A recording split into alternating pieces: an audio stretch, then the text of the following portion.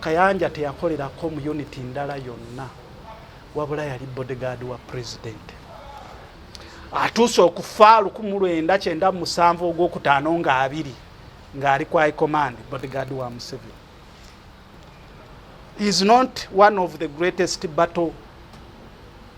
combat fighters. Naye bye yakola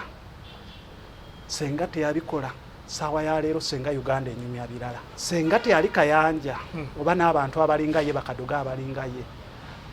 Abaali baagala okutta President Museveni ne family ye ngera abakulembeza abasinga we bali bangi nnyo baagala obbatta.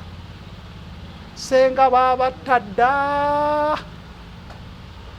bino si byange naye byayogerebwa President Museveni yennyini ng'abigamba Maama Kayanja. I've never had any royal soldier like your son. Era namwe ekyokulabirako nti senga oddira buminzaani buno obupima nnyama yaffe eri gy'otegedde ey'omukyalo obumanyi obwo obw'obugundi obw'obubaati toyina jjinja lyosobola kukateekako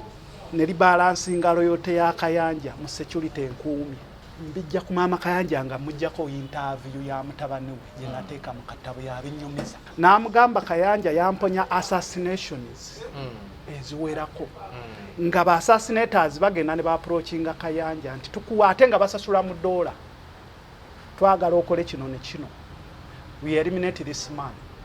Zino sente zonna zizo.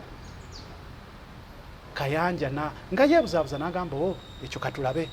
mujja kunzirira. Nfunye obuzibu okumanya ani Kadogo akyasinze okulwana wakati wa Afande Kalifani Kasirivu ne Mbuuse Joseph. Nfunye obuzibu naye nentuula wansi nentandika okusengeka ebikolwa byabwe omu ku omu abo ababiri. Nfune the greatest Kadogo fighter. Bonna njagala abampuliriza. They take it from me nti bano bembagamba we are the greatest Kadogo fighters. Era namaliriza nga choice njiwadde Afande Kalifani Kasirivu. He is the greatest Kadogo battlefield fighter. Kalifani Kasirivu. He is the greatest. Mbuuse yalwana naye Kalifani yalwana bannange. Lwaki yayingira 81 ng'ali 13 nakola training ye yakola ku training ye Kimuli oba Kamsai somewhere okumala emyezi ng'ene 3. Naye olwamala training Kadogo katandikirawo kanyaga mobile Kalifani. Eyo mobile yabayiga ngali ku mobile yayiga nekikomeko ne Lutagonya n'Afande Julius Ayin. Yali kyamunyonye eyo. Era yavanga ku decoy. Elite fighting force ya decoy nga obera ku decoy. Kati eyo yalinga platoon. Kalifani kwe yaberanga at 13 years. Natandikirawo kanyaga mobile. Tebanga Kadogo jano nakulimba nti yatandikirawo kulwana. Twatandikira mu kubeera mu kampu kwera kampu kuyiga siasa mugende mulete mmere nga tetulwana ebyo bizze luvannyuma nga olutalo lunyinga kurekinga. Kalifani yatandikirawo nga atali ku elite fighting force oyo teyabeeranga ku headquarter yalinga ne bayiga Kalifani oyo kati omuntu akukompeyalinga ne yiga Kalifani is the greatest Kadogo fighter. Beakola Mwanga unity yayimirirawo nnyo Kalifani ye 7th battalion yafande Matayo Kyalugonza ne bamuteeka ku responsibility y'okuma Bakagame mwene Muzeeyi Bishambi Ndayoni nga bali wansi we yalina ba protecting as a platoon sergeant n'aba protecting mu mbeera embi n'abanoonyeza emmere nga bamusindika agenda anoonye emmere kati kamu n'agenda ne section n'asangayo n'aduyi n'amukuba n'aleeta emmere bafande Kagame ne balya ne babeera balamu. Oyo ye Kalifani. He is the greatest NRA Kadogo fighter. Ebirala sigenda bimalayo naye mu birala byakola ebyamaanyi ebyakyusa olutalo ye yakapchalinga koyiye ye yakwata Major General omugenzi Okecho Major General Okecho ono yali mubalaksi ye Masaka. Kalifani koyiye ye mukwata ku Masaka mwambuki era Kalifani yamukwata namutwalira Afande Kyalugonza nti wuuyo komanda wa aduyi mulesi esaawe eyo Okecho bamuweerawo command n'atandika commanding NRA kubanga was a good commander. Ekyo kikolwa kya Kalifani.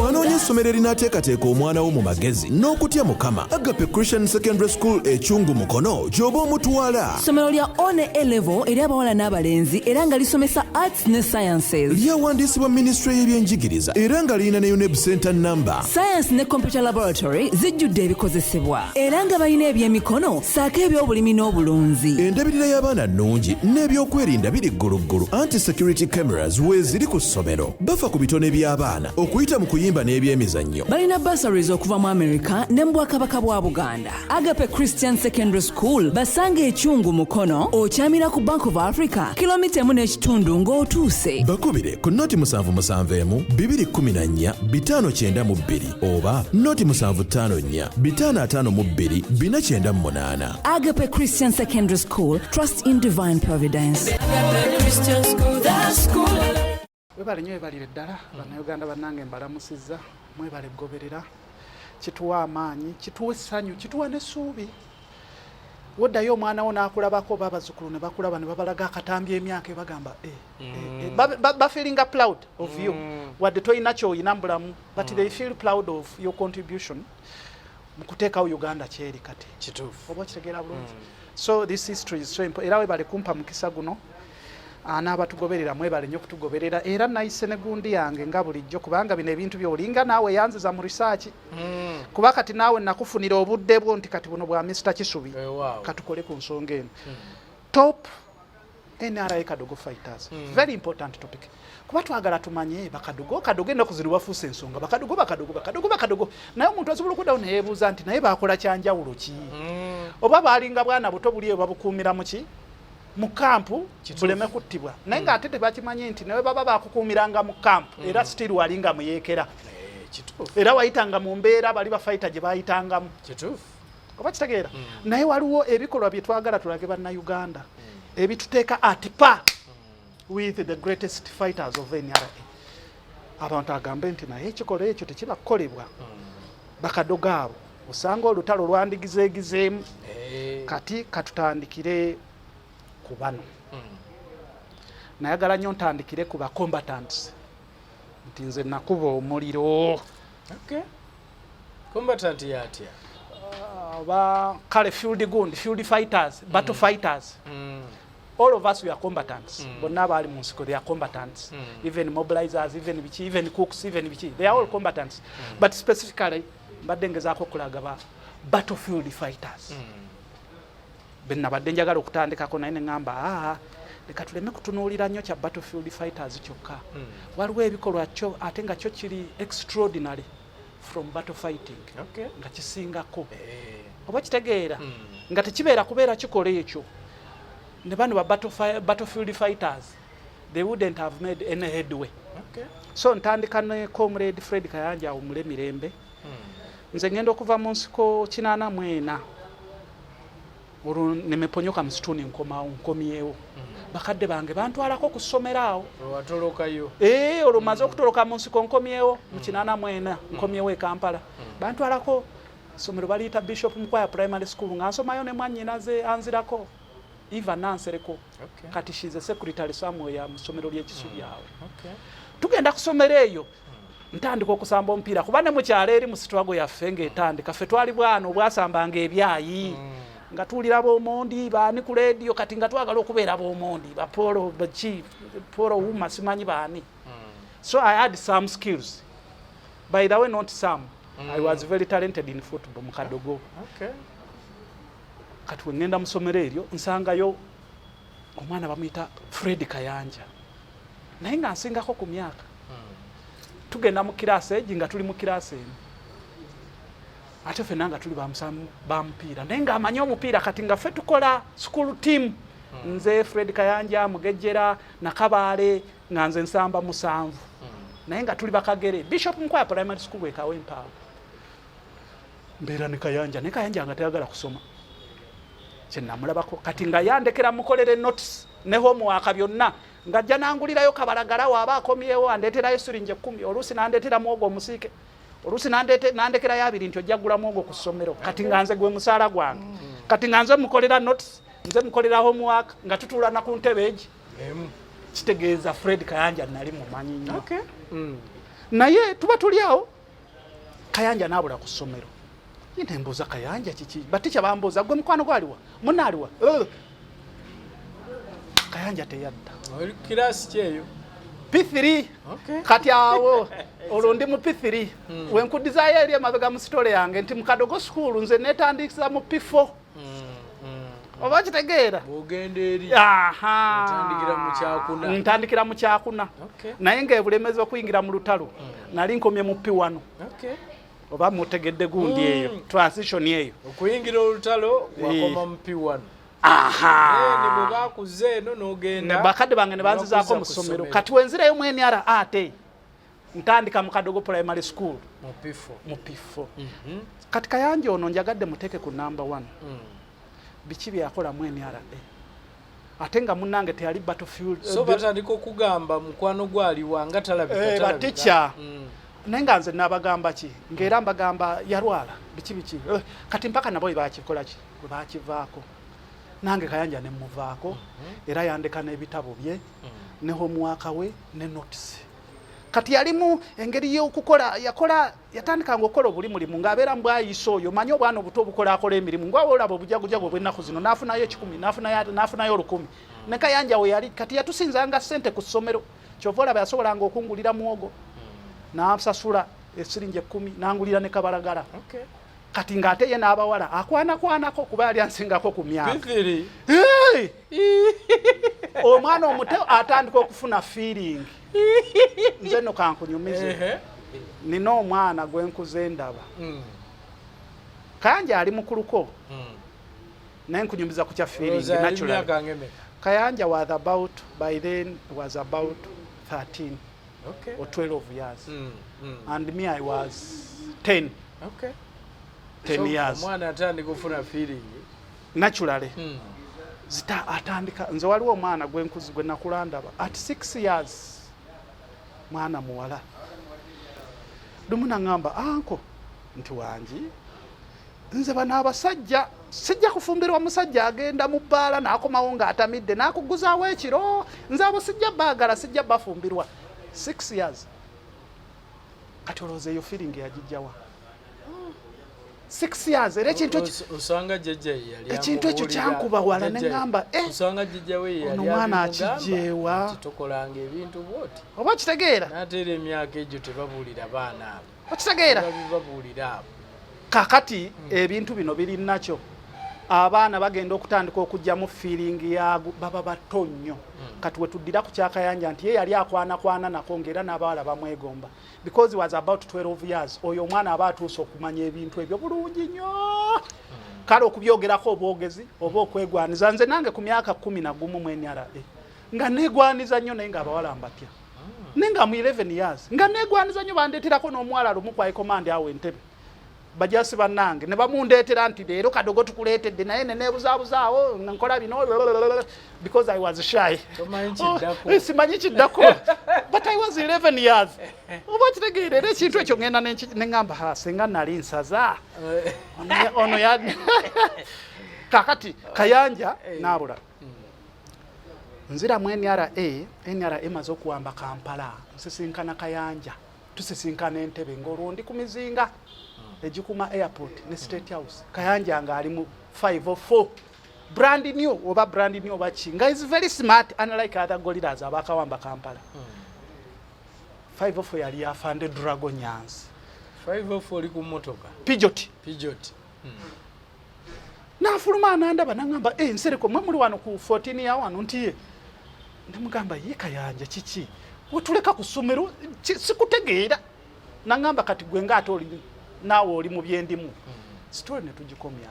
kati wenzirira ye mabega neŋŋamba Kayanja we yabula ku ssomero yagenda mu nsiko oba kitegeera kati we yabula mu ssomero n'agenda mu nsiko naye okuva mu nsiko tukaire story short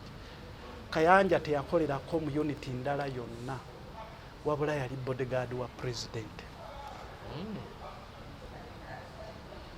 atuuse okufa 1997 ogwokutaano nga 2 ng'ali kwa high command bodyguard wa Museveni.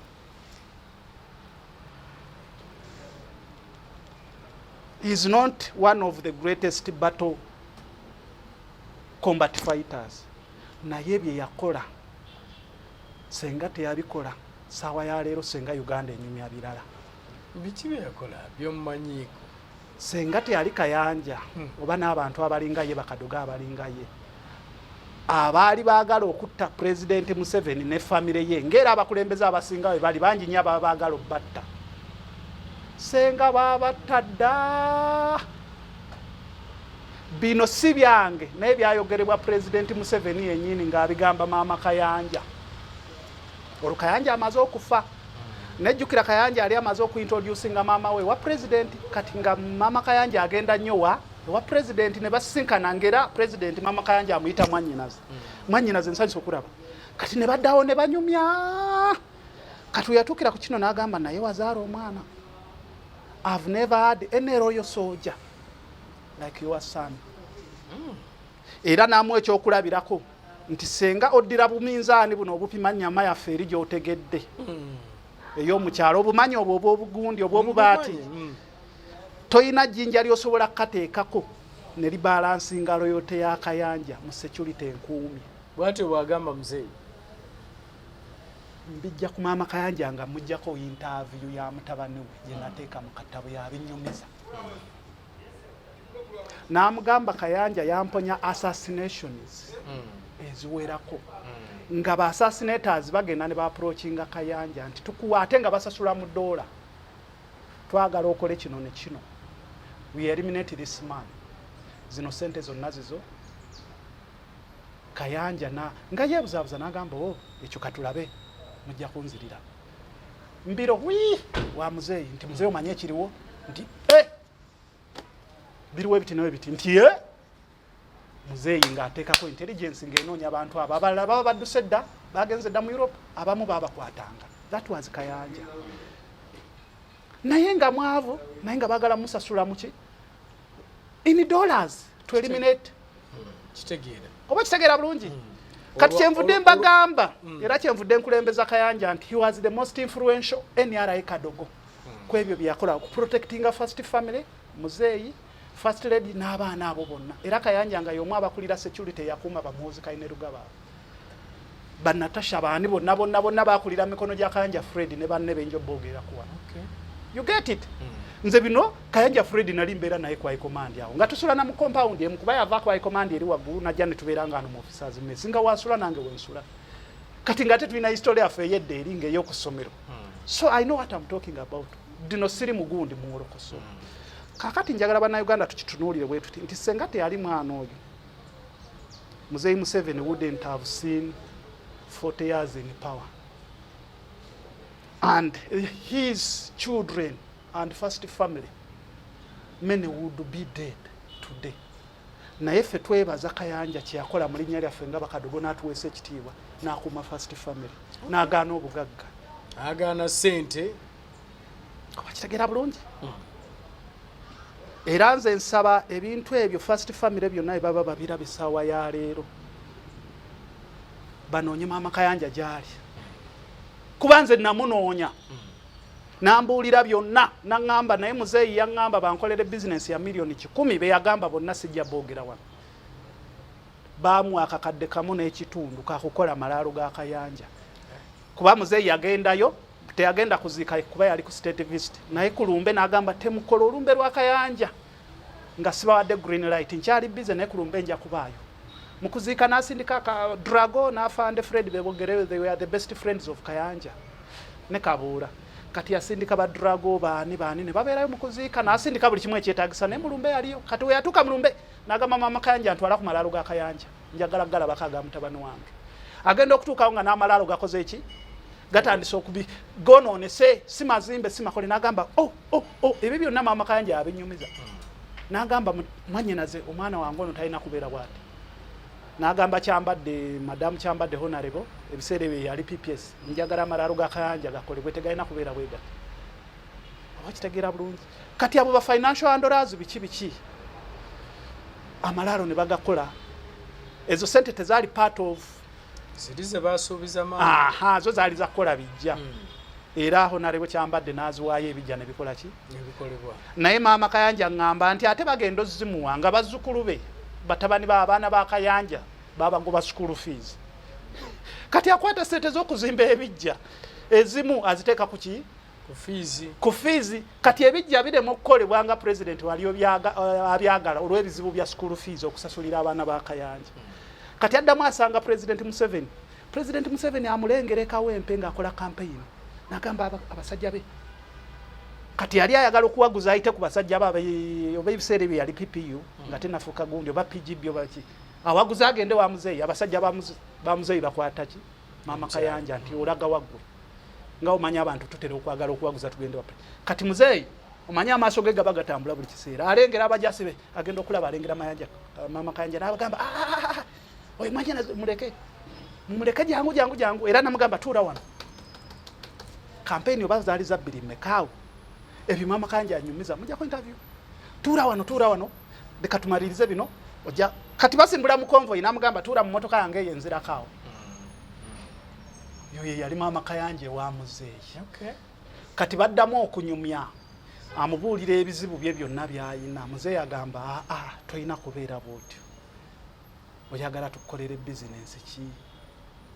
nti naye nze ndaba business za Uganda zino tezijja kujjayo kankuwe milioni 10 batandika okusubuulira hardware okuva Dubai ebiseera ebyo hardware ng'ava bweru emyaka egyo muzeeyi ng'agamba abantu babanda olinga finance n'essaawa ya leero Maama Kayanja tafunanga wadde ki yakoma ku bigambo kati wenzirirayo emabega ku byafaayo bya Kayanja byenkugamba byakola mu first family nti bandyekubye mu mutima ne banoonya Maama Kayanja kubanze namunoonya nensangayo ne mwanyina Kayanja wakitegeera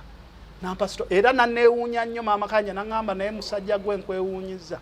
gwe mujasa asoose owa NRA okunoonya okujja okwogera ku mwana wange teri yali akomyewo kunoonya Maama Kayanja gye mbeera Mukama akuwa omukisa ne mulekera emitwalo egi ategeera bulungi naye ng'akola mu owino ayitayo mu kigatto abatunda engatto mu owino so nze I appeal to the first family okusinziira ebyafaayo ebyo nga mbibagambye ebya Kayanja to be the most influential Kadogo we baba baagala okulaba Maama Kayanja bantuukirire mbatwale butereevu Kayanja teyaswaza ggwanga lino Kayanja teyaswaza NRA Kayanja teyaswaza discipline ye NRA yakkiriza abeera omwavu naye protecting the first family. President Museveni would be dead today kati oyo ye kinavudde muteeka ku number 1 so alina abaana be bali eyo waliwo omwali mu Brazil naye lwakuba abaana abo bonna muzeeyi yabaweerera abasinga bonna baafuna degree oba bali basatu waliwo n'omuwala naye yafuna degree n'omulenzi yafuna degree ali mu Brazil oba aliwo n'owokusatu bonna State House basomera ku State House mpaka ki oba kitegeera bulungi oyo kyenvudde mukulembeza nti ekyo kintu kinene nnyo ku struggle n'okubanga n'essaawa ya leero muzeeyi ali mu buyinza senga Kayanja yamubitroyinga just one day one time muzeeyi would be dead and the children probably would be dead and the first lady era ye first lady yagamba Maama Kayanja nti mu baana mu bajasi be tubadde nabo we salute Kayanja a very obedient soldier a very loyal soldier naye ebigambo tebimala muzeeyi wankubira essimu asoma Kayanja mu katabo kange kyava mbuuza Kayanja yambuuza nti Kayanja yafaaki ne muddemu ne mugamba Kayanja kyeyafa nze saakikwatibwa nsonyi ne mugamba ati president nze nakwatibwa ensonyi Kayanja yafa AIDS sijja kikweka kuba AIDS tetukyamukweka era tubeeranga abakola ki abalwanisa namu oyo Kayanja yasoose sogedde naye nga ne mu ntalo yazirimu ebirembo yaliyo yalinga kwa command mbagambye yalinga kwa command okuva we yayingirira mu nsiko abadde kwa command mpaka waafiiridde nga bodyguard wa muzeeyi era muzeeyi yamugamba genda osome ne Bakadogo Kayanja n'agaanirayo n'agaanira ku State House muzeeyi nga yagala nnyo Kayanja asome kuba yatambulanga nnyo naye ogenda ebweru nga ye bodyguard we ebiseera ebimu waba tagenze n'afande Kavuma Samu Kavuma naye ng'oluzungu lwa Kayanja teruliiwo kati nga muzeeyi ayagala Kayanja agenda asome abeere ekintu ekyo Kayanja n'agaanira ku State House bamugobye ne Madam Janet Kayanja n'agaana naye engeri gye baali bamufudde part of the family omwana waabwe ne bamuleka mumanyi muzeeyi kyakola n'ahayalinga private teacher asomesa oluzungu amusomesa Maama Kayanja anyumiza private teacher era Kayanja amusanga mu State House namusomesa oluzungu kati tuba tuli mu Kadogo school Kayanja ajja naye nga tazze kusoma wabula muzeeyi amusindisa akole Ensures course Ensures course it is non-commissioned officers course bano bawulira ba warrant officers sergeant abo non-commissioned NCO Kayanja ajja mu training wing embalala ansangayo nene ekintu ekikyanuma essaawa ya leero ebiseera ebyo nali gambola nga nze gambolingi mu Kadogo school nga nina erinnya mu gambolingi kati batuwa omusaala kati bo bakano Bakayanja ngeri gye bali ba mu training ng'embeera yaabwe si nnungi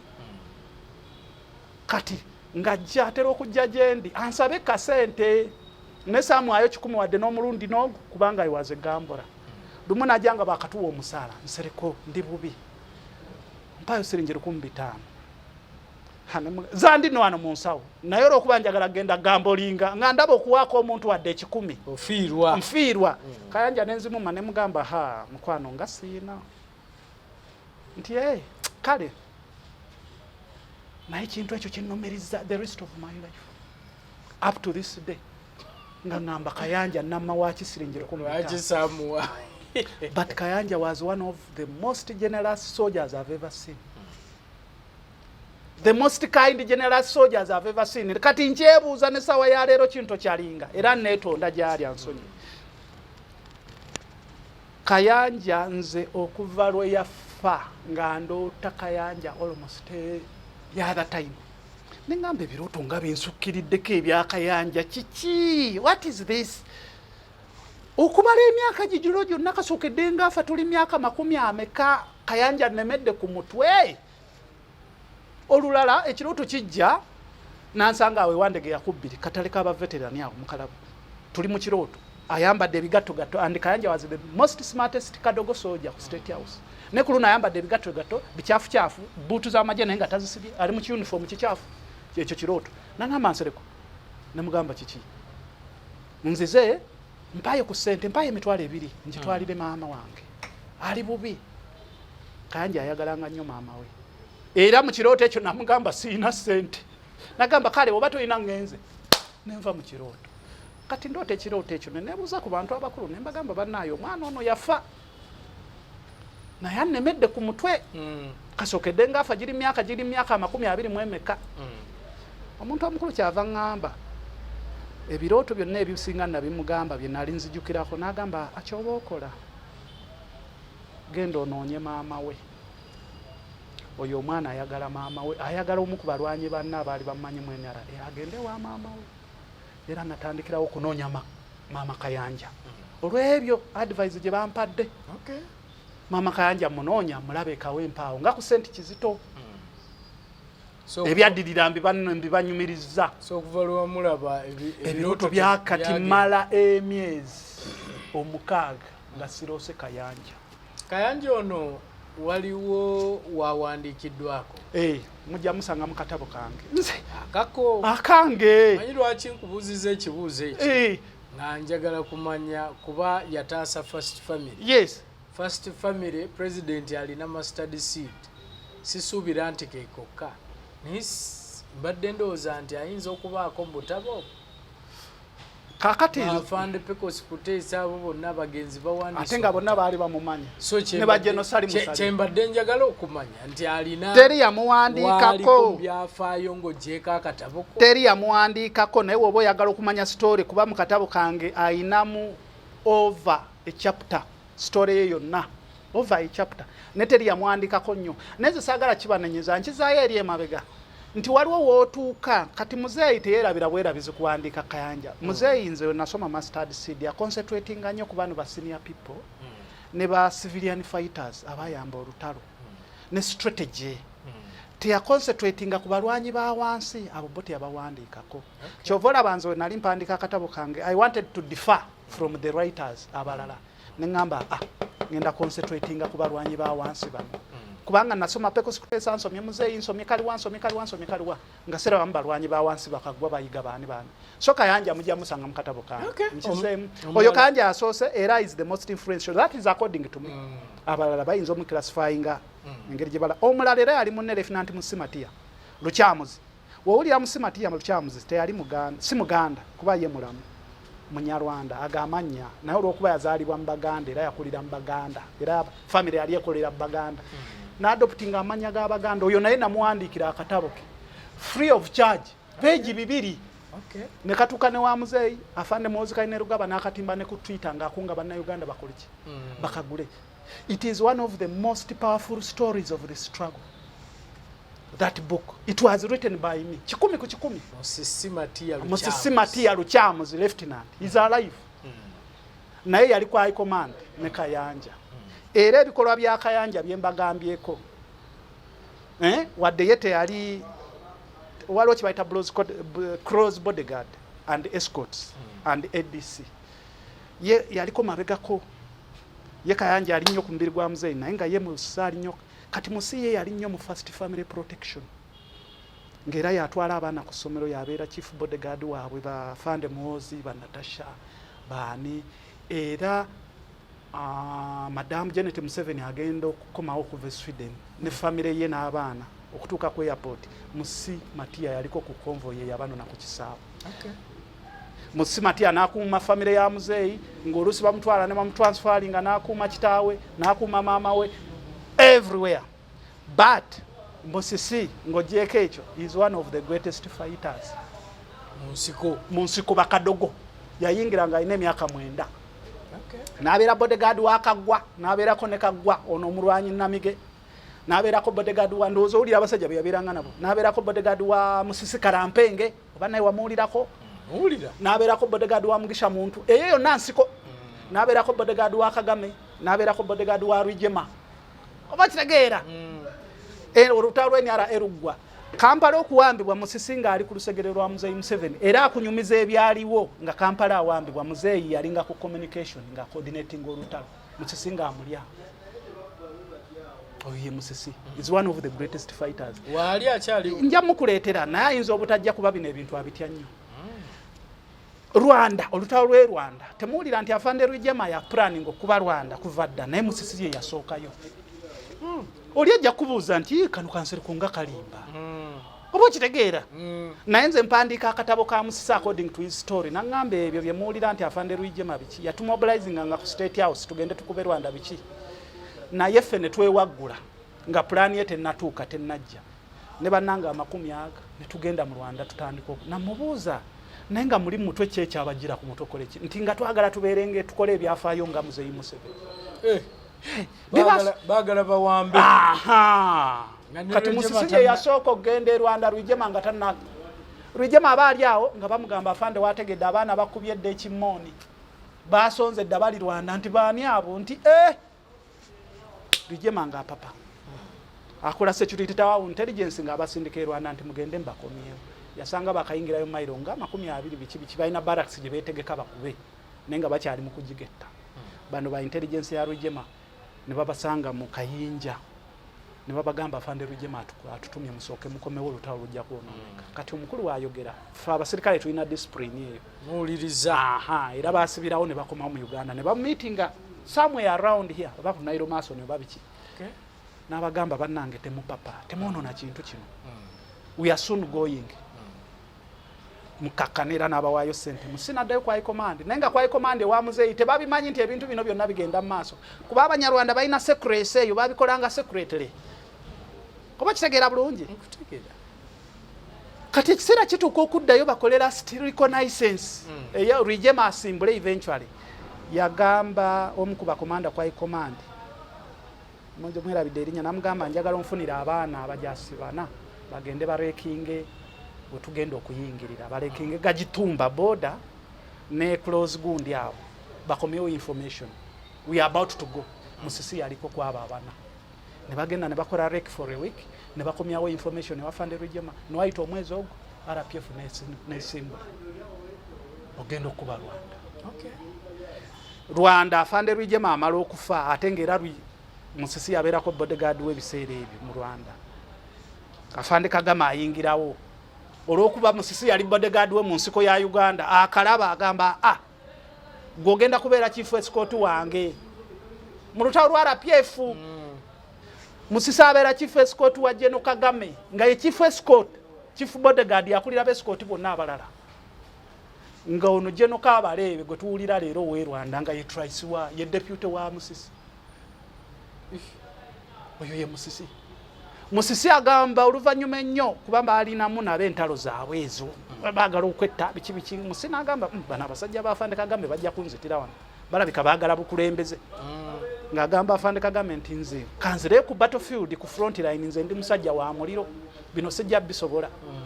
N'atabimugamba ne katuloka butolosi. Kagame n'akanoonyaayo n'akakomyawo. N'akagamba gwe Musisi nja kutta. Wotobeere nange nja kutta era n'akasiba mu andaki zaffe ezo ng'eza NRA. Kati mu bumpimpi oyo ye Musisi. Waali wano. Oyo gwe nyongedde Kayanja namba. Katono nnyo. Ali mu mbeera ki? Mu Uganda wano waali. I have a very long story about Musisi. Kuba bwe mpulira eyali Trice we eri w'amaanyi. Yiwana ali atya. Bwe yadda wano yadda muga wano oba yawumula. Yawumula official yadiza. Nzo ndaba wano. Ekibuuzo ekyo kanjigadde bino. Nze ndi bulungi nnyo. Kumbeera Musisi ali. Nnyo. Ne muzeeyi yankubira amaze okufuna akatabo kange gye mirundi gyonna gye yankubira. Ambuuza Bakadogo be yasoma mu katabo mba munoonyeze mba mutwalire. Ne mugamba muzeeyi abaana abo bonna abasinga balabika baafa abalala tetumanyi gye bali. Nti naye mbanoonyeeko. Ne mugamba tujja kugezaako. Gamba kale. Ne mugamba naye muzeeyi nga tonnavaako ninoono gwe ndi naye.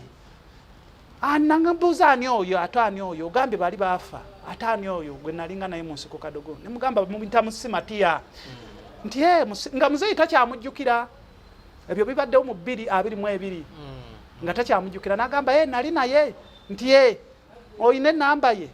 nti njiyina n'angamba gimpeereze. Ne muweereza muzeeyi Museveni ennamba ezi z'abantu bana be yansaba muweereze. Afande Kalibala Kayuki Musisi Afande Kabata gundi n'amannya abiri amalange ne Mutoni Christine ne Kabatambuze muzeeyi n'akubira Musisi. Bwento enkwataganya Musisi ne muzeeyi. So Musisi n'ayogera ne muzeeyi. Okuva oluna kati boogera asembye okwogera naye wano mu Nnamwe ne yakaggwa. Okuva 22 amukubira ne bejjukanya ne baseka ne banyumya. Muzeeyi ebyo byaki byonna ebyo bwa president n'abivaako ne badda mu kwejjukanya. Asembye mukubira wano mu Nnamwe ne yakaggwa. Musisi addamu ankubira nti Nsereko omanyi nti muzeeyi yankubidde. Ne mugamba olimba yankubidde. Olwo muzeeyi amaze okufuna akatabo ka Musisi. That is according to Musisi kano ke namuwandiikira. N'abuuza Musisi nti naani yakuwandiikira akatabo kano? Olwo muzeeyi akatabo yamaze dde okukalaba nti Nsereko yakola ki era ye yawandiika ne kano. Omanyi ye muzeeyi ye intelligence already ekintu aba yakitegedde dda naye ng'ayagala kakasi. Musisi n'amugamba Nsereko yakampandiikira Mutumba. N'addamu n'amubuuza nti naye Nsereko yasoma kwenkana ki? Musisi yabingamba wano juzi ku Nnaamu. Nsereko yasoma kwenkana ki? Awo ebyakoma. N'okuva lwe namukwasaganya ne muzeeyi embeera ekyuse ate n'akatabo ke katandise omukolera kuba kagende wajje n'omuhoozi simanyi sente ze bamuwa. Muzeeyi nali n'akamukwasa n'amusindikirayo $5,000,000. Zaali no zigaaniddeyo muzeeyi amala kwekwatira simu n'amukubira. Musisi sente bazikuwadde okumanya abantu babamanyi. Nange ezange ze yampeereza ez'okutegeka emikolo $3,000,000 yankubira oluvannyuma lw'olunaku lumu nti Nsereko sente wazifunye. Kati nno kambabulira ekyewuunyisa ankubira essimu eyo nkoyerukuse ndi mukyalo eyo nebaseeko mu kayumba kange nengamba baani bano abantawaanya kakabiriiti simu nevuga nengamba kamale gagikwata ate muzeeyi Museveni ono ankubira nnyo ennaku zino tumanyi ayinza okubeera ye nga nva mu kasenge kange nga ngenda ndaba akasimu ani akuba ngenda okutuuka akasimu nga kanaatera okubuukako omuzeeyi nga yakuba nambuuza gy'oli mutabani Mutumba nti afande gyendi sente wazifunye? Ne mugamba afande ebale nnyo nazifunye era nandibadde nakutuuseeko dda naye nga sina ngeri gye nsobola kukubira direct nti kale tujja kulabagana katulinde book launch. kati kitegeeza system ye waba awantu ssente akimanyi zibbibwa kati yaddamu n'abakubira direct naye kitegeeza bagamba nti muzeeyi yawooyo ssente zange n'atazimpa kikyamu kuba bw'aba amala n'akuba ekitegeeza nti tosobola zirya bazirya ku system eyo ey'okumala okuweereza ssente nti ssente muzeeyi baamwetooloola dda kati bamulabanga atakyayina gundi ekyo tetujja genda mu system eyo Mr. Kisozi kituufu naye nze sisuubira nnyo nti bazirya kuba waliwo omuntu akuwa ssente okuwa omuntu ssente si zonna ng'olaba bw'ozirya si zonna kati nze system rigimu erikeene eri mu ssente lwaki nkigambye bwe ntyo nze nina abantu bangi abagamba muzeeyi yansuubiza ssente n'agamba gundi nti yaba azimpa ne bw'oyogera n'omuntu oli n'omugaa gundi yagambye bw'ati munnange bwe baayogera baakomaawo nze sirina directive yonna okitegeera nze nga nze baayogera ne muzeeyi n'agamba nti gundi ono tujja mukolako nekikomaawo so kati yaawo atandikirewa nze oyagala nkuze mu system eyo tugiveeko ejja kutwala story yaffe nange mbadde njagala kukuwa buwi abamu be mugamba nti yalya ssente kaakati kankimalirize bwe nti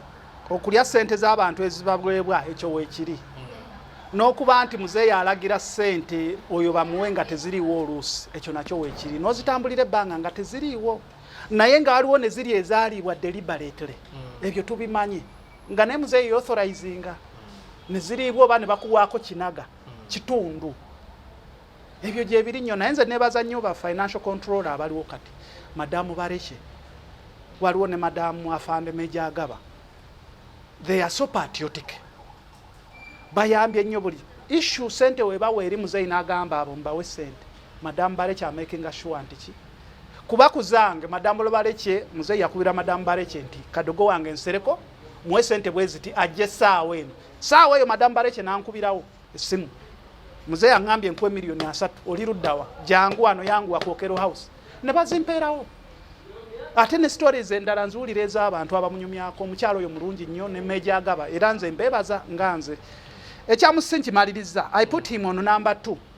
number 3 nina kano Sergeant Mutebijime oyo yali first NRA Kadogo instructor yatwainingako ba senior officers boolaba leero besigenda kumenya mannya nga naye nga they are generals brigadiers yali first Kadogo instructor oba yakituukako ati okufuuka instructor fenacha naye because of sharpness era bamukuba ku bato gye bakubirako Afande Tumukunde kati ekyo kiba kituteeka atipa Bakadogo bye bakola njagala abantu babiweeyinge oyo Mutebijime no twali tusulana mu dormitory nga tusomana ye nali musinzaako class naye nga tusula mu dormitory one of my best friends mu Kadogo school namba 4 Kano Moses Kagwa tosobola kwogera kwatirala y'NRA eriwo ssaawa eya UPDF eriwo ssaawa zino emu eyo gerwako nti ey'amaanyi mu nsi 10 nga toyogedde Kano Moses Kagwa be baazimba atirala y'NRA okuva nga NRA etandise okufuna emizinga egy'amaanyi egyawambibwa Rubona ne Katonga n'Embarara era be batandika okubeera ku support weapons ez'NRA ezasooka okufunibwa mu nsiko buno bumota machine gun yali Kadogo yayingira kinana mwogo nga ine emyaka 10 kati leero obo oyagala okwogera kwatirala y'NRA enti etuuse etya wano Kano Moses Kagwa era nze yan training emizinga era was the first intake ogende Russia muzeeyi be yatwala Russia wagende Russia aha awo nali ku mobile okay naye nkubuulira metamorphosis y'NRA atirale that Kadogo Kano Moses Kagwa ali mu kyakuna ekyo nakyo kiteekawo enjawulo amagye engeri gye gazimbiddwamu era yazimba noono wokutaano Kano Badru Musanje era nali naye kwatirale era yamu training saawa ya leero ize warrant officer one naye era ali kwatirale ya training abajasi ba UPDF abatirale okuba 14 anti-aircrafts n'ebintu ebyo mota recoillers biki be bazimbye atirale abo abasajja gyowulira ezimbye leero naye nga bwali Bukadogo do you get me njagala abantu batujajingiraawo aha Sempala Lameka ne bannabalala bana be barekinga unity y'Eruweero 83 batukubye batusambaziza batujje bulemezi tuli bubi olutalo katalugane duganya olwo muzeeyi bimusobedde agezezaako genda okuba kabamba efulopins kabamba safari 50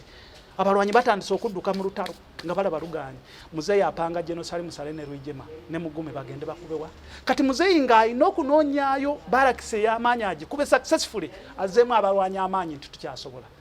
Yeye Yeruweero 83 July ngaaga abagirekinga baali Bakadogo bagirekingira emyezi egi omukubo ye Sergeant Sempalalame kandi naye oli naye abeerawo Kagoma ya blocking amata yi broker w'amataka yalina n'ekibanda kya firimu ne kigwa ennaku zino abantu tebakyalaba firimu firimu tuzirabira ku TV kasita ogula TV ne decoder kakati firimu ziriyo yes kati ekyo kintu kikulu nnyo mu ntale ezaleeta NRM buyinza nti Bakadogo baali aba nga kuliko ne Dewison sibe bakola reki yonna naye bano baba assigninga mugende mu reking signal center ne command tactical command area ya commanding officer yo NRA era ne infiltrating UNRA unit ne bagirekinga for 2 months ne bakomyawo information mu NRA bamala okuleeta information ewafande Sewanyana n'agitwala ewa genocide Musale nti information yeneeriwo gye tufunye ku UNRA unit Yeruweero Sali Musale n'asimbula ekalagala ne Mugume ne Rwigema kalagala w'engoma ne balumba Luweero ekyo ekyafaayo kitono ku lutalo lwa gundi Bakadogo ya involved okitegedde bulungi Kisenyi William oyo ye yanaazanga genocide Musale ng'alina ebiwundu bamaze omukuba ebukalabi ye yamunaazanga Nasaazi oyo yali muyimbi ate nga mulwanyi ono Nasaazi mukwano gwo yes oyo ali mu top fighters NRA ali mu top fighters from 1992 as a girl mu mbeera gye twali mu munsiko as a girl a young child of 10 years just 10 or 12 nobeera mu mbeera ey'ebulemeezi eyo naye nga we mubeera ku parade nga mugenda kulumba nga bayita Nasaazi nti jangu oteeke oboostinge muraalo boosting amagye gagende galwane nga galina omuraalo ngera yasinga okuyimba gwe bayita eyo contribution ebeera y'amaanyi nnyo and being a girl and a child fighter so naye nayagadde muteeke mba fighter abo kati eyo gundi njimaze kati nfunye obuzibu okwawula ku Kalifaani n'embuuse gamba mbadde omanyi obwedda nkuwuliriza wano nga kyenjagala okuleeta kanjagala kubuuza abasajja bano baka Kalifaani abasajja bano baka ani omulala oliwo abasajja awo bempulidde ebiseera ebyo nga baali b'amaanyi omuli Kalifaani omuli Sekitooleko omuli Bisaso oba kitegeera abasajja abo kuba Bisaso bwe yanyumiza kye yakola kati awo Kalifaani bwakunyumiza kye yakola kati awo ntuusa awo tosumulula luwo togira ndeka eno category naji these are categories bano nabatadde mu category nga they are not the greatest battlefield fighters kinavudde ntandikira Kayanja oba kitegeera nakinyonyodde nga ntandika oba kati bo ne mbateeka mu category eyo kyova olaba mwentadde ne Nasaazi mwentadde ne Sempala eyakola rek awo wulira mbadde soogera nnyo ku battlefield naye waliwo wano gwendeseeyo ono asaana genda ku battlefield Sergeant ali wano wansi kati olwo ngenze the greatest Kadogo fighters abaakuba omuliro nga gwe wawuliranga ogwabakaggwa bayiga nfunye obuzibu okumanya ani Kadogo akyasinze okulwana wakati wa Afande Kalifaani Kasiriivu n'Embuuse Joseph nfunye obuzibu naye nentuula wansi nentandika okusengeka ebikolwa byabwe omu ku omu abo ababiri nfune the greatest Kadogo fighter bonna njagala abampuliriza they take it from me nti bano bembagamba we are the greatest Kadogo fighters era namaliriza nga choice njiwadde Afande Kalifaani Kasiriivu he is the greatest Kadogo battlefield fighter Kalifaani Kasiriivu he is the greatest Mbuuse yalwana n'alwana naye Kalifaani yalwana bannange lwaki yayingira 81 ng'ali 13 nakola training yakola ku training ye Kimuli oba Kamsai somewhere okumala emyezi ng'ene 3 naye olwamala training pa Kakadogo katandikirawo kanyaga mobile Kalifaani eyo mobile yabayiga ngali ku mobile yayiga nekikomeko ne Lutagonya n'afande Julius Ayini yali kyamu nyonyeyo era yavanga ku decoy elite fighting force ya decoy nga ubera ku decoy kati eyo yalinga platoon Kalifani kwe yaberanga ati 13 years natandikirawo kanyaga mobile tebanga Kadogo jano nakulimba nti yatandikirawo kulwana ngage twatandikira mu kubeera mu kampu kwera kampu kuyiga siasa mugende mulete mmere nga tetulwana ebyo bizze luvanyuma ngo Lutalo lunyi kurekinga Kalifani yatandikirawo nga atali ku elite fighting force oyo teyaberanga ku headquarter yalinga ne bayiga Kalifani oyo kati omuntu akukompearinga ne yiga Kalifani is the greatest Kadogo fighter beakola mwanga unit yayimirirawo nnyo Kalifani yo 7th battalion yafane Matayo Kyalugonza ne bamuteka ku responsibility yo kuma bakagame mwene muzeyi bishambi ndayoni nga bali wansi we yayino ba protectinga as a platoon sergeant naba protectinga mu mbere mbi nabanonyeze mmere nga bamusindika agenda anonye mmere katika mu nagenda ne section nasanga yo nadu inamukuba nalete mmere bafande kagame ne balya ne babeera balamu oyo ye Kalifani olaba wakola contribution eyamanye nnyo ku Lutalo lwe twayagalira mu sawa zino kituufu okitegeera kituufu Kalifani sirina kyenyinza muda okitegeera kusinziira ku mbozi gyempulidde okitegeera yeke nyini gyayogera n'abalala gye bamwogerako nze nalinga naye twalinga mu sekita emu nga mbayitakawo ku lumansi twalinga mu sekita emu engeri gye nabeeranga neyiga he is the greatest NRA Kadogo fighter ebirala sigenda bimalayo naye mu birala byakola ebyamaanyi ebyakyusa Olutalo ye yakapchalinga koyiye ye yakwata Major General omugenzi Okecho Major General Okecho ono yali mu barracks ye Masaka Kalifani koyiye ye mukwata ku Masaka mwambuki era Kalifani yamukwata namutwalira afande Kyalugonza nti wuyo komanda wa Aduyi Mulesi esaawe yo Okecho bamuwerawo command natandiko commanding NRA kubange was a good commander ekyo kikolwa kya Kalifani kakati nze kya Kalifani sagala na kumwogerako nti nayenze kyembagirayo nti dikoye ngawo owulira Navy SEALs eza US nti ezo zebaleese okwata Osama bin Laden NRA ayina Navy SEAL Special Forces mwe mwalinga yiga mwe mwalinga kagwa mwe mwalinga kikomeko Lutagonya Julius Ayine abo bakazi gobani mwe mwalinga ne Kalifani is the greatest fighter ojitumye Navy SEALs owokubiri agwa mko katono nnyo ku Kalifani oyo era nzijukira abamu kye bamwogerako ndowooza waliwo we bakubira afande Salim Sale ebukalabi simanya ne bamutunga n'obuso bamutunga na buki awo mbadde nerabe era mpulira afande Kalifani oyo era yali ku tiimu eyo nti era ye yamulisa nga batunga ibyo nambiwulira kati Olutalo lw'ebukala n'okumwetika omujja gye bamujja paka gye bamutuusa Olutalo lw'ebukala bikyenumanyiko Bakadogo abalulimu oyo afande Kalifani naye ng'okulwana ebukalabi teri Kadogo ajja kulimba nti ebukalabi nakola ki kubanga wali toyina nkizo erwana naba elite special forces aba NRA kuba balinga handpicked by the high command nti ajja kubeera ku dikoy ajja kubeera so Kalifani was handpicked okubeera mu koye ye yarwana ebukalabi era ebukalabi yaliyo era ebyo byonna byo ngambye mbadde mbirabidde bwerabise ali atya kati musembe yo mulaba last week ekagoma wali wetu egundi ekawanda embeera mugongo gukyaganya naye waliriza gyafuna ekikumi abantu bagezeeko mulwanako naye bagezezaako mulwanako tubeebaza nnyo era yaŋŋamba nzije mbeebaze bonna abakoze ekisoboka naye ng'embeera tenakola ki naye nze kinzizaamu amaanyi nti at least kati asobola okutambula n'akola ki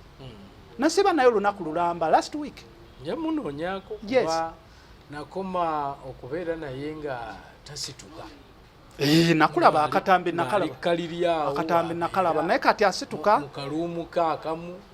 era nze mbadde nsaba bayugi updates era nga mwasalawo mutuyambe omusajja ono tuteekemu amaanyi obuzibu yali atumye essimu oyo manyi golira omutuufu agamba nze bajja kunzita essimu ya muzeeyi ebyo talina naffe essimu yange sijja gibawa okitegeera kati essimu agigaba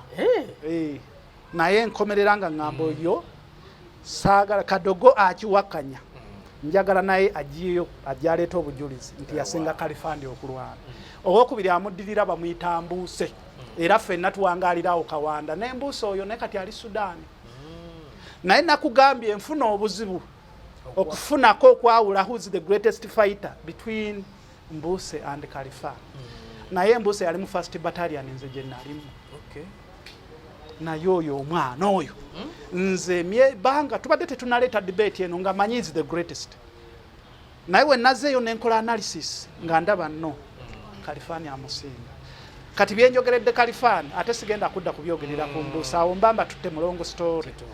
naye ka story kamu kensobola obbawaako wano nga tumaze okuwamba 87-88 entalo z'engulwawo zaali z'amaanyi nnyo NRA yafiira nnyo engulwawo n'okusinga nnyo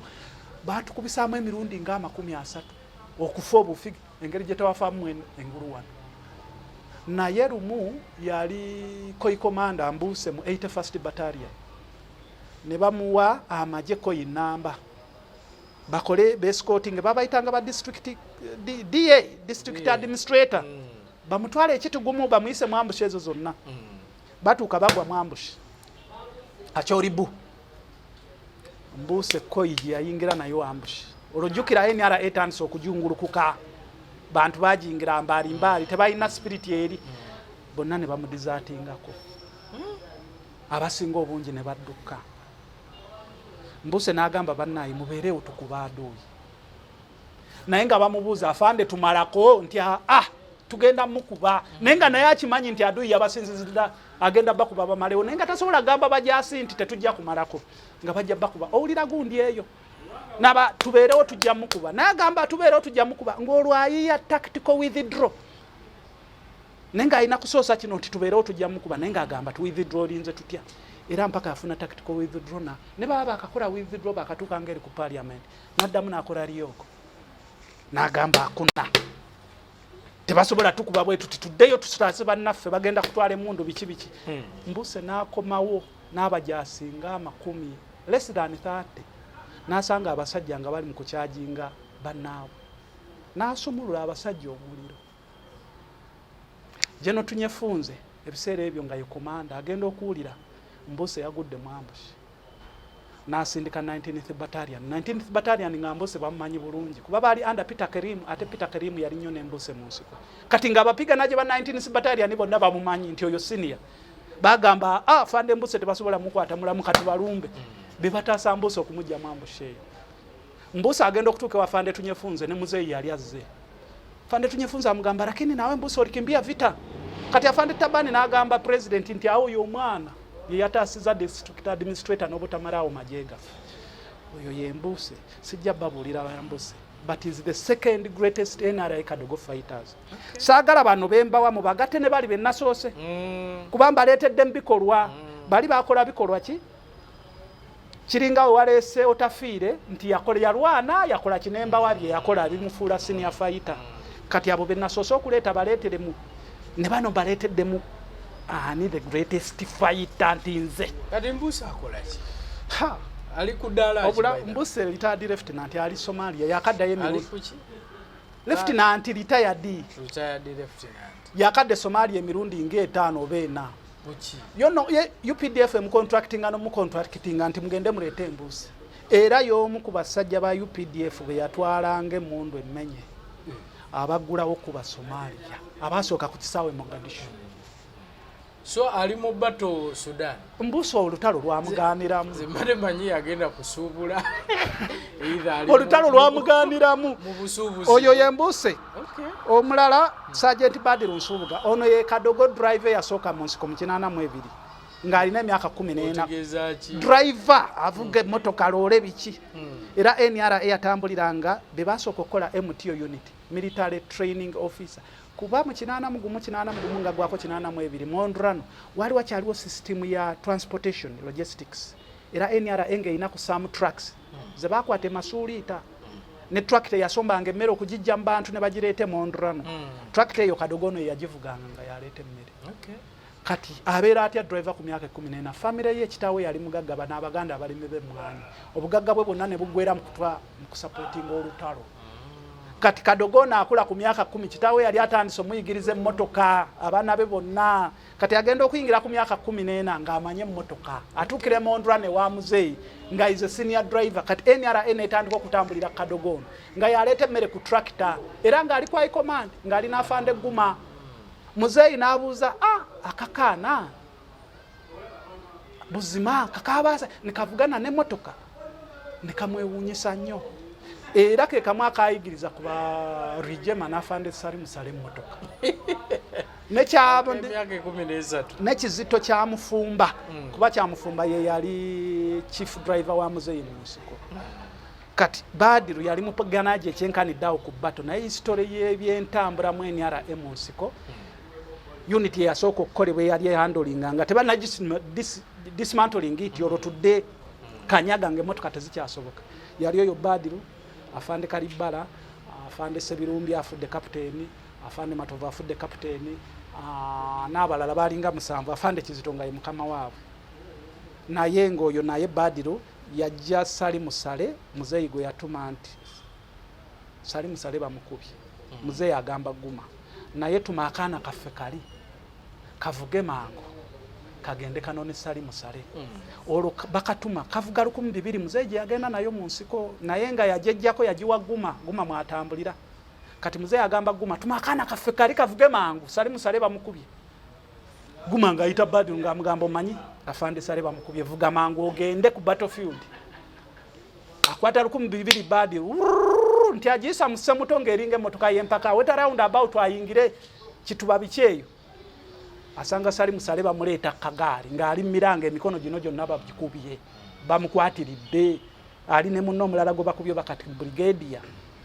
abateeka ku 1200 Badiru n'abajasi bamuyambako abakomyawe Mondra abalete mba Dr. Besije babajjanjabe ekyo kyabyafaayo nnyo mu NRA Lutalo era Badiru oyo bali bagenda mu kuba akafuni NRA engegenda mu kuba akafuni nga balowooza yatoloka mu Lutalo nadda ku side yake nti era ebyama byonna yabibba n'abitwala mu NRA kakati kyajja kitya muzeyi bakwata omusajja essingo ng'omusajja abagamba nti nze ndi muno mwinamu abalaba ababayingiramu mumulaba omujasi gubayita we bati olwo ategeeza Badiru oyo y'omu ku balabe mumanyi ko muzeyi ndiye twagwawo dda ng'atuma tumwine ku kagaali tumwine ave essingo ajja wali Badiru ku kitoogo tumwine ng'ajja ng'asanga Badiru tumwine naye n'agamba naye Badiru ku bwa siniya bwe tumumanyiiko yatuuka atya ku kino ng'amuza Bali ng'amuinterrogatinga Badiru n'amugamba afande ebyo oyo omusajja mulalu bambi omutwe yali akola ku faamu y'aba Badiru awaka naye nga mulalu abo abayina aboogere bitakwatagana ng'omutwe aboogere bitakwatagana kati ayogera ebigambo ebyo eri abakulu banoonya Badiru olw'okuba yali amumanyi nti baako kati tumwine Badiru amugamba nti omusajja mulalu tumwine n'agamba wamma oyogera bwoti ayinaabo obwedda byayogera nga tumubuuza naye nga tebikwatagana gamba omusajja mulalu muleke yali akoleranga taata ku faamu naye nga mulalu nga tumukuumira awo naye tekiba kubeera ekyo tumwine yali anonye Badiru bamutwale Kandooya agende kakuuma akafuuni oba kitegeera batteries NRA charging communication radio eyabeeranga ne muzeyi kwa command nga bagichargingira ku batteries muzeyi we yali esingo batteries ne zigwako omuliro ezisinga ate nga alina okubeera ku communication coordinating Lutalo n'atuma Dagane omu ku bodyguard babeeseri nti genda ku camp ku base y'aba Badiru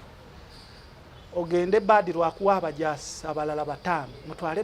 batteries zino bazicharginge naye nga balina okucrossinga ekitoogo ne batteries zaali ezi Badiru ng'afuna report ng'awongooza banne ng'akulemberamu ekitoogo banne baakigwamu ababiri omu yagwamu ne battery n'afiiramu teyavaayo mu kateebe yagwayo ne battery ye omulala n'agwayo ne mundu esaala naye teyavaayo ku kisamba nga kwe balina okuyita Badiru n'asigala banne ne basala ekisamba ne bagenda ne bakyajinga batteries nga muzeewe yalagidde ne yasigaddewo kuba baali balina okutwala zino bajjeyo ziri eziri charged banne bafudde naye n'ayitamu nga bayita ku kisamba banne bafudde naye n'ayitamu ne bagenda ne bakola commander in chief kyakoze ekyo ekikolwa abantu kibawe Bakadogo kye baakola oyo Sergeant Badiru naye ndi naye wemba mwagala nja mukuleetera ali mabikajjo ali eyo yiganga ali mbikajjo ali mabikajjo olusi navuga ku birole by'abalimi b'ebikajjo ebyabayindi manyi olusi bw'oyogera bw'otyo ngenda neneebuuza ne ngandi naye abantu bano bali mu ssanyu kati gavumenti bagiraba batya naye tugende mu nze ngamba bino bigule gavumenti amaaso bebeeko kyekola anga buli gwempulira ng'obuuza nti aliwa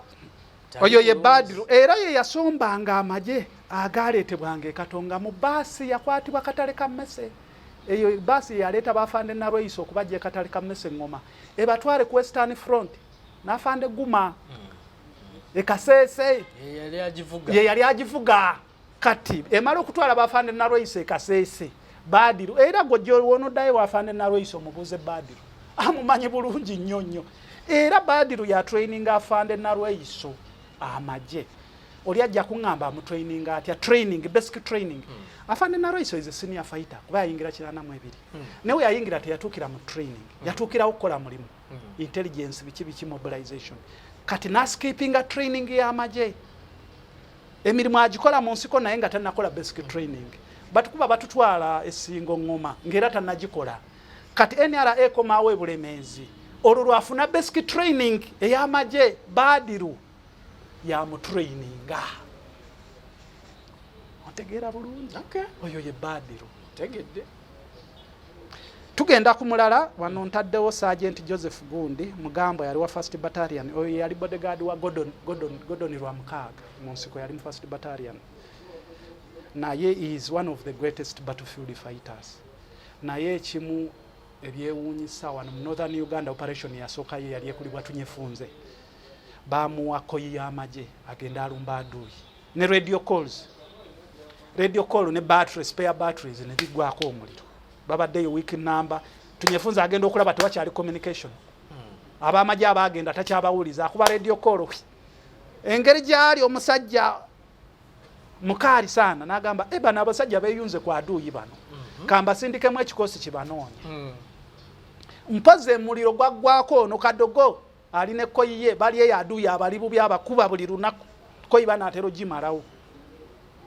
dumunga bakola rek nti aduyi alina ekyalo kyakubyasa abantu bayitirifu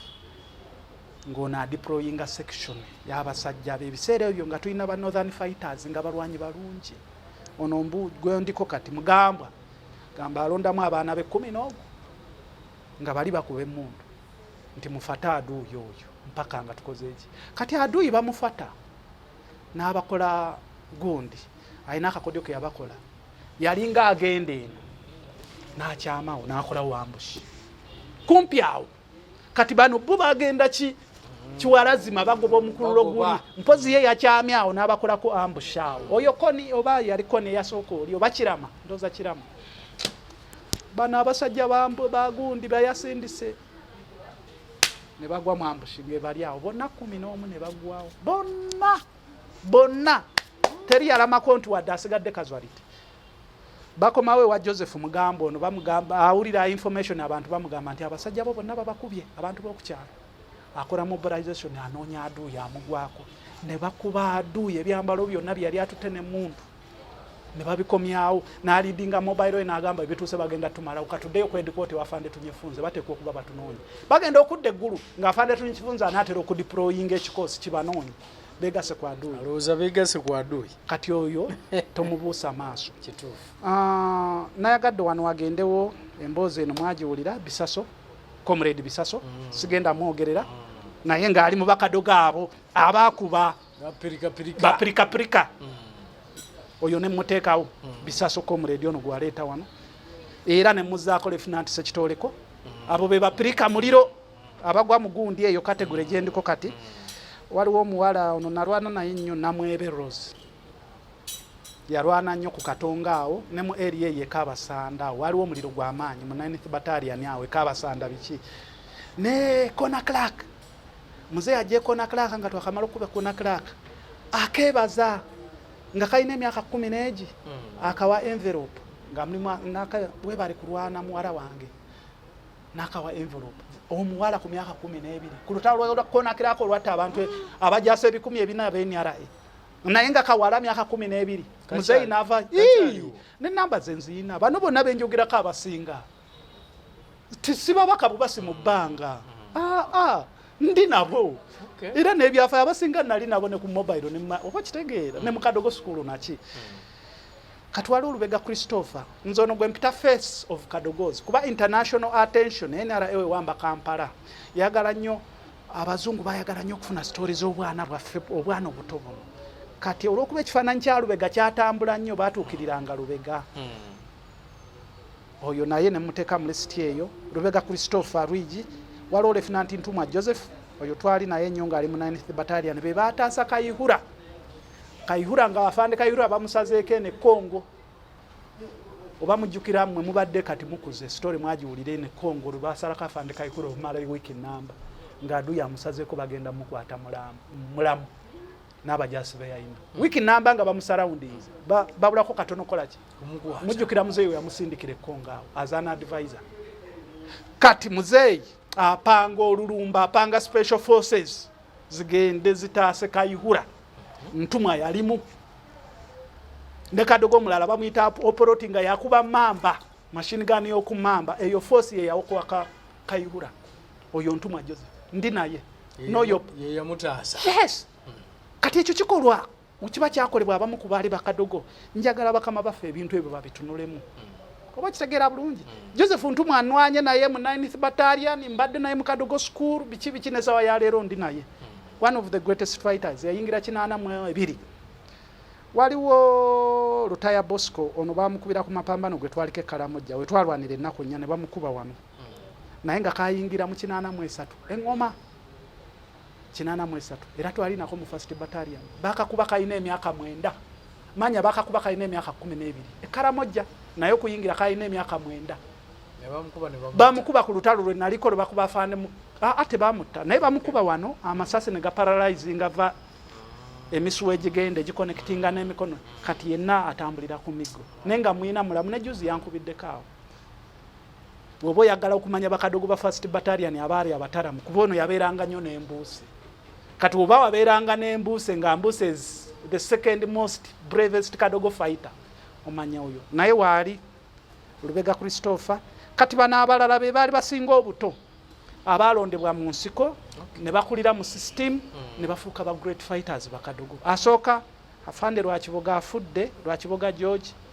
twali naye yayina emyaka 4 bamu adopting ayina emyaka 4 nakulira mu mikono gya afande Fred Mwesige Munkuruma Kauchi naye yali myaka 5 bakadde bonna ne babatta NRA ne mulonda ne mu adoptinga nakulira mu system akafana yako bamutero kalabe nnyo Bakadogo bwali kubya amagoti nga kakutese muji mukuwamba Kampala oba otero kalaba Bakadogo buli bubiri omwe akutese muji aliko magazine 3 akalala kakubye magoti kainese muji kajitadde kwa airport bwe kati ako keka Kauchi waliwo Kichoncho Frank yayina emyaka 6 waliwo Byamugisa Kasule naye yali myaka 5 abo bali ku high command eyafande amanya Mushega ne Shefari waliwo Evelyn Wanyana yali wa myaka 6 oyo muzeeyi yamubikira kitaawe engoma muzeeyi yamunonya namugamba mwana gwe jangu wano muzeeyi we yafa muzeeyi Museveni namugamba owakitegedde muzeeyi we adui yamuse nga kateka namanya kuba bayawukana dda ne muzeeyi we adui yamuse tata we yamuse naye guma muwala wange guma tugenda kulwana wali mulamu Wanyana kayina emyaka 6 ebifaananyi bibino manyi bifaananyi byammwe byenaremu tebyekweka tebyekweka tubijjayoko ne tutunulamu n'olaba Bakadogo kano kaali kaani kano bagamba kaali keeka bisaso oyo wamuleetako wano sikasirivu sikasirivu wamuleetako wano erinnya ndyerabidde ono yasoma kati kamu y'omu ku Bakadogo abagenda mu nsiko nga basomye ennyo yali mu P7 si ono ono either ali ku naye ono Karuhanga ono bw'ataba bisaso aba Sekitoleko oba biri bano oli munne Karuhanga oba kitegeera ono Lukondo nako kwali kai command wa muzeeyi Lukondo ono kangaho ono tumwine something okitegeera eyo Matugga kati kano waliwo Karuhanga wano ali side zaawo mundaawo awo tuli ngoma 84 tuli ngoma singo 84 84 83 oba okitegeera awo nga nali nkugamba ekintu kino ne nkugamba aliwo Bakadogo Mr. Kisubi Kampala bayingira nga tebannafuna mmundu okijjukira nga nkigamba kati ekifaananyi kikino eno convoy y'Abakadogo bano bonna awa ne NRA ewapiganaaki njagala obali Bakadogo bamekaana abaali batalina mmundu baali bangi okitegeera bulungi okitegedde kaakati okusiina gwe manyiiko njagala malirize ne bano eno ye katogere gye nkugambye bwe bwali busembayo obutonze bwe manyiiko nga nze abalala bamanyi abalala waliwo katomatiya kalina emyaka 5 ako kabadde nnyo n'afande Jenosali Musale naye ono nakanjako kalina emyaka 5-6 muzeeyi akaadoptinga ye yennyini ekitema masanga ngoma muluuta bamanya muluuta si kitema masanga naye muluuta yali ekaligaawo saidi zaawo kati wano muzeeyi juzi lwankubira ambuuza Nsereko nina mwara wange gwe naadoptinga mu nsiko Kadogo akaana akawala bambi nze nakakuza mu nsiko nga bazadde baako bakasse bakayita nakanjako omanyi kaaliko mu Kadogo school kajjayo president yambuuza nemugamba saamutegeera afande nti bambi kanuma nkanoonyeza okuva lwe twawamba sikaraba we nagenda nga tugenda okuwamba Kampala ngenza okunoonya emmundu nkomawo nga sikyakaraba naye ne sawa yakakati genda okanoonye we muraba mumuleete oyo musingozi something like that oba okitegeera bulungi obwo bwonna bwali bwana buto nnyo kati waliwo naasembyeyo era ali kuba Bwambale Muhammad Bwambale Muhammad ke kamu ku bwana obuto bwali bukola ki Bwambale obwali bukyasinze Kasese kati line up yonna nga emugiwulidde ngicategorize nze bulungi ebikolwa abasoose mu mawulidde ebikolwa byabwe omuli ba Fred Kayanja bamusisi ne mbaleetera bakarampenge bapirikapirika baba bakubiba omuliro bakalifaane oba kitegeera bulungi gitanga tumuliisi gita neerabira naye ate nga ne ku lisiti yabaddeko pirikapirika oba kitegeera gita omusajja gitanga tumuliisi sajja yali wa mutawaana naye nga nno nga tuli bangi tagwa wano tayina waagwa mu gurupu y'abakalifaani eno yo gurupu yali special basse kitoleko babisaso oba kitegeera kyovudde olaba erinnya lye wano tasobola kubaawo era mbadde sisobola muteeka wano bano abasajja bakalifaani basse kitoleko kati gita alinga ffe abalala oba kitegeera senior fighter naye ng'alinga ffe abalala bano bo tebali uncomparable bano benkusomedde Kalifaani Mbuuse Badiru Nsubuga Mugambwe abisaso sekitoleko abo bo ate tosobola gwensereko kubagendamu bali exceptional yes tosobola gwensereko bagendamu oba kitegeera mebo kati ffe twasigala mu kibinja kyaffe eky'Abakadogo abakola ebirala be baffe bagita bansereko biki mpozi ngaliwo ekirala nze maliriza yawedde dda waliwo wana awalala besisomye waliwo Lieutenant Colonel Dada Godfrey oyo yali chief bodyguard wa Shefari kati ze Lieutenant Colonel yalwana nnyo yali mu first 11th battalion waliwo second lieutenant Byakatonda Taddeewo musajja oyo Byakatonda Taddeewo omusajja oyo mulwanyi kuviira ddala Bulemeezi Byakatonda mulwanyi naye wano wennyini we tuli nga n'omusajja ono gwe bakuba Kabuye essaawa zino brigade ya Kabuye bamukubira e Rubona Byakatonda ye yayambula essaati ye ku mapambano g'e Rubona n'ayambula essaati ye n'asiba ekiwundu kya gundi kya Kabuye nga bamukubye omukono Byakatonda wadde tagwamu eno line up ya Kalifaani Byakatonda senior fighter we NRA juzi ne Lieutenant Colonel era namwogerako Byakatonda Taddeewo mbadde sobola muleka mabega musike eyo ke katsoka okufumbira oba bani batumukunde okitegeera kati waliwo ne Sergeant Medi Nsubuga ali side za Winton awo oba yavaawo abo be balinga bendegere nga betuli nabo ne basempala bendegere eyo 82 kakongoliro Sergeant Medi Nsubuga kati newabeerawo Sergeant Makubuya ono muyinako Oluganda yafa yali mu 3rd battalion negwe ng'omanyi ekitegeeza okubeera mu 3rd battalion okimanyi nti oyo ali mu 3rd battalion kati kampunzike ngamba wa battalion kyezaali muzeeyi zagamba nti eyo bwe biba biganyewo 3rd battalion omanyi otwabeeranga mu NRA nga naffe twewa amayinja toyagala battalion yo bagambe nti eriyo egisinga okulwana kati nga tulinamu that conflict between the fighters. Battalion yaffe yesinga first yesinga okuba omuliro 9 kati nga neri gye ebiri ewaffe wadde nze saali mu 3rd battalion nekamba buulira amazima. 3rd battalion gye wandiise ey'aba special forces eyo era alikanga ku mobile ya Fande Sale. 3rd battalion omuliyiga kulinya ku mutwe kale nekagwa kale mbadde njagala nkusomera abalala China ba Bruce ba Fande TZ God aba basajja bali balwanyi kati 3rd battalion oyinzo gamba nti they were hand picked. Muzeyi yagenda alonda n'apanga battalion ye nti eyo kati nono makubi yagwenkugamba Kadogo mwe yali oyo gwe ninako Oluganda era twayingira almost at the same time ebulemezi wali yali abeeranga mu kibike. 3rd battalion Kampala akubibwa ekuba lubiri muzeyi agireeta mu reserve n'abeera nayo wali ku standby nti wonna awalemye ngenda kusitula abasajja bange 3rd battalion era aduya awaguza okuva Entebbe ayita mu 5th battalion agiwaguza alumba basuka mu 10. Muzeyi afuna information nti omanyi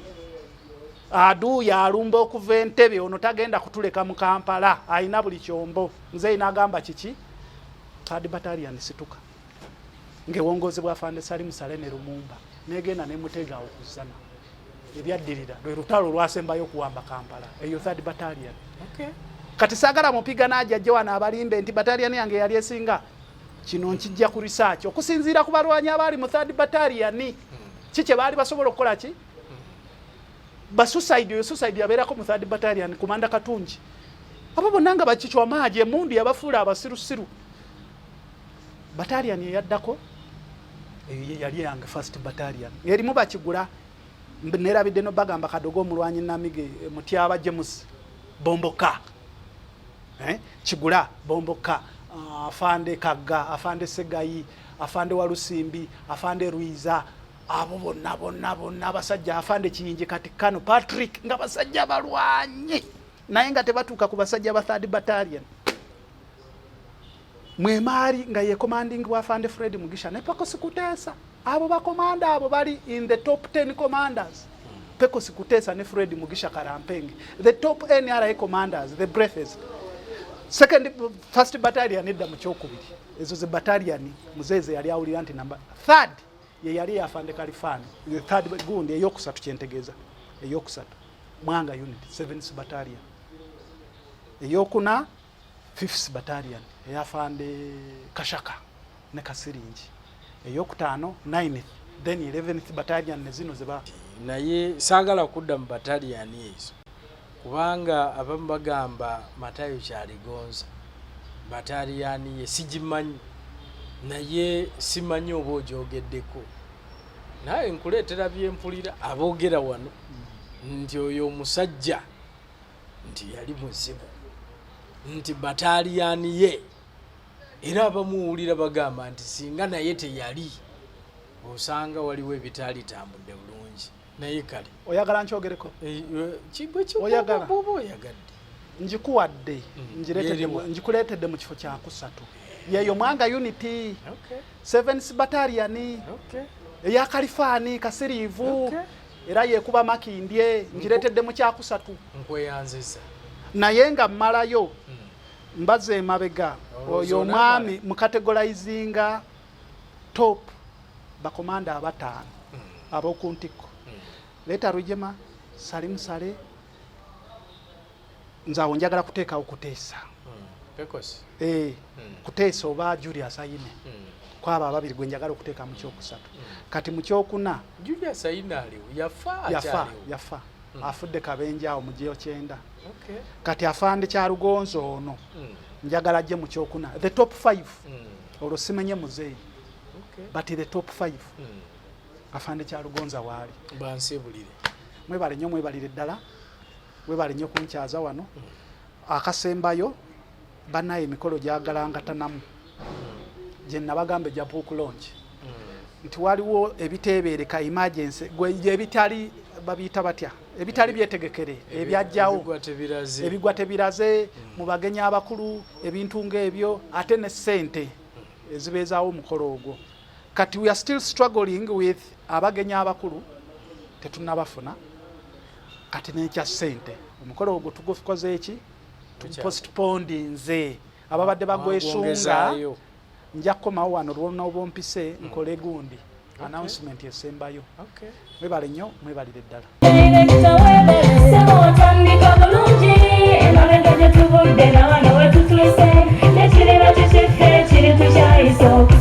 bw'anoonya essomero erinaateekateeka omwana wo mu magezi n'okutya mukama Agape Christian Secondary School ekyungu mukono gy'oba omutwala. Ssomero lya one A-level eri abawala n'abalenzi era nga lisomesa arts ne sciences. Lyawandiisibwa Ministry y'ebyenjigiriza era nga lirina ne UNEB Center number. Science ne computer laboratory zijjudde ebikozesebwa era nga balina ebyemikono saako eby'obulimi n'obulunzi. Endabirira y'abaana nnungi n'ebyokwerinda biri gguluggulu anti-security cameras weeziri ku ssomero. Bafa ku bitone by'abaana okuyita mu kuyimba n'ebyemizannyo. Balina bursaries okuva mu America ne mu Bwakabaka bwa Buganda. Agape Christian Secondary School basange ekyungu mukono okyamira ku Bank of Africa kilomita 1.5 ng'otuuse. Bakubire ku noti 771 214 592 oba noti 754 552 498. Agape Christian Secondary School, trust in divine providence. Agape Christian School, that school.